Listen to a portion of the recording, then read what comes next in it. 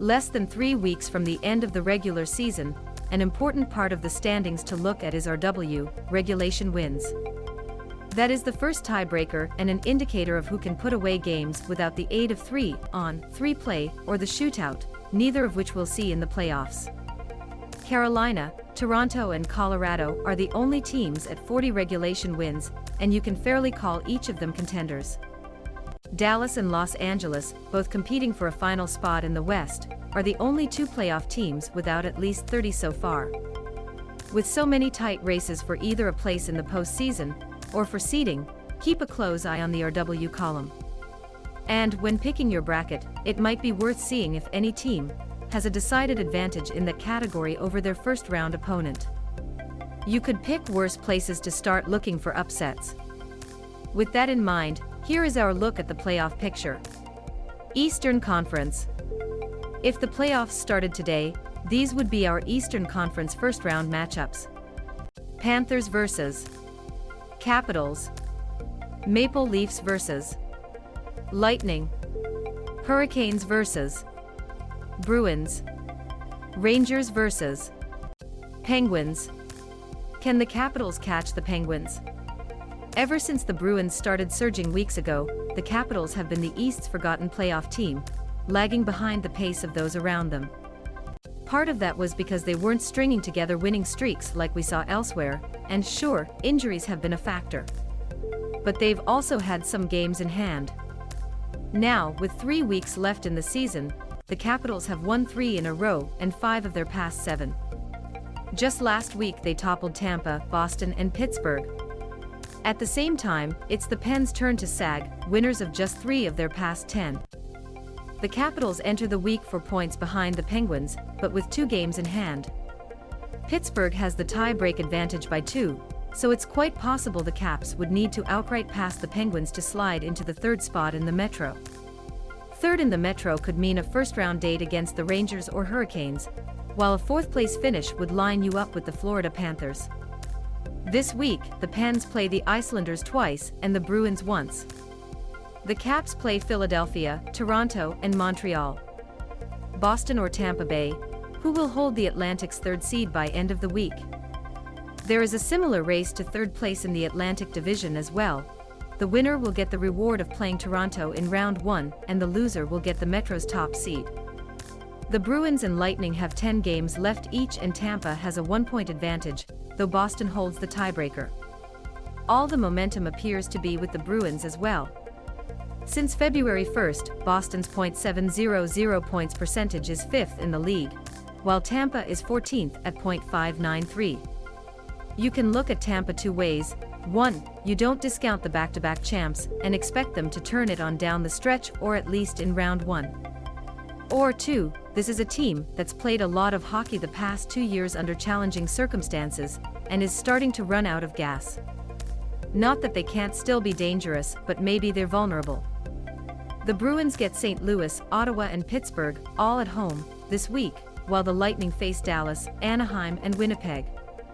Rangers-Hurricanes meet as top spot in Metropolitan remains wide open. Enormous game on Tuesday night as the Rangers and Hurricanes face off with 1st place in the division still very much on the line. Both teams have 9 games remaining. Carolina holds a 2-point advantage and the tiebreaker. But the Rangers will get another shot at the Canes in the final week of the season as well, and a win Tuesday, which would extend their winning streak to 4 games, could do a lot for their momentum. Could it come down to the goalies? Igor Shesterkin had a brief rough patch that probably ended his Hart Trophy hopes, but he has put together a couple of strong starts in a row. Frederik Andersen, meanwhile, has an .87 for save percentage in 4 April starts. These aren't red alerts yet or anything, but there is no margin for error anymore and the goalies will have to come through. The difference between 1st and 2nd in the Metro may not improve your first-round matchup to a considerable degree, but locking in home ice advantage for at least 2 rounds would be preferred. After Tuesday's game, the Rangers close the week with games against Philadelphia and Detroit. The Canes close against Detroit and Colorado. Western Conference. If the playoffs started today, these would be our Western Conference first-round matchups. Avalanche vs. Stars. Wild vs. Blues. Flames vs. Predators. Oilers vs. Kings. Why Vegas is the team to watch now?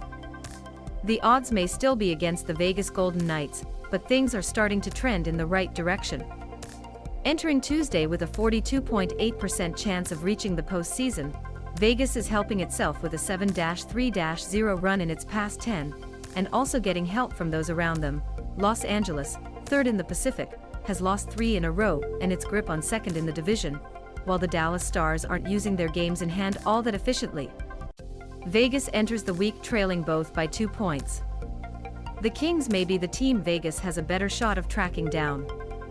Injuries have accumulated there, and instead of getting a hopeful impact player back for the stretch run, the Kings announced on Monday that defenseman Drew Doughty will miss the rest of the season. The main thing Los Angeles has going for it, though, is that it doesn't have the toughest schedule the rest of the way. Colorado is the only playoff team the Kings will face in their last 8 games. Meanwhile, help could be on the way for the Golden Knights. Don't look now, but Mark Stone is skating, and there's optimism he could return in time to give them a boost in the race. There are some cap gymnastics to be done if they're to fit him under, but the Golden Knights still have a number of injured players they could potentially slide to LTIR. The Athletic's Jesse Granger put together a nice explainer of the options Vegas has to fit Stone back in. And if Vegas sneaks into the playoffs, it could be the most dangerous team, or certainly one capable of punching way above its seeding. With no cap in the postseason, the Golden Knights could get all sorts of players back and suddenly look like the team that was initially put together. If the Knights track down Los Angeles, then Edmonton would become Vegas' likely first-round opponent. Would a fully healthy Vegas be the team to beat in the Pacific? Or will it take some time to put Humpy back together again? Keep an eye on what goes on with Stone this week. The Golden Knights play 3 road games in Western Canada, starting Tuesday against the Vancouver Canucks. A win there all but buries Vancouver. A loss and Vegas is suddenly teetering again. Don't look now, but here come the St. Louis Blues. The Blues seem to be in a good spot at the trade line as the rival Minnesota Wild were struggling. St. Louis was trending the right way, found a new starter and seemed in line to pull away. Then the Wild made some aggressive additions, went on a post-line spree, and they looked to have the advantage. Now St. Louis is putting up a fight again. Winners of 5 straight, the Blues enter Tuesday tied with Minnesota in points, though with 1 more game played. St. Louis has 6 more regulation wins than Minnesota, so they have a firm hold on the tiebreaker scenario. In their past 11 games, 5 Blues players have posted a point per game or more, lead by Robert Thomas's 6 goals and 17 points as HE finishes strong in his breakout season. The Blues, the 2019 Cup winners, are one of those teams you look to rise to the occasion when the stakes are the highest, and that seems to be happening right now. They'll play Boston, Buffalo, Minnesota, and Nashville this week, and will have to go on the road for 7 of their final 10 games. Can the Oilers pull away in a tough stretch of games? So the Oilers, 7-2-1 in their past 10, are now the most likely team to finish second in the Pacific. What a roller coaster of a season it's been to wind up there. The race for second isn't over yet, though, not as long as the Kings are close and the Golden Knights seem to be returning to form. And this next stretch of games will be a challenge for the Oilers. They get Minnesota, Nashville, and Vegas this week, and then Dallas and Colorado next. A strong run could give a lot of hope for them going into the postseason, and heighten confidence in the room if they show well against this collection of opponents. A bad run, though, and they could run into the postseason on a low and perhaps fall out of home ice advantage territory. These next 2 weeks is a real opportunity for the Oilers to show they have leveled up and to pull away from the rest of the pack.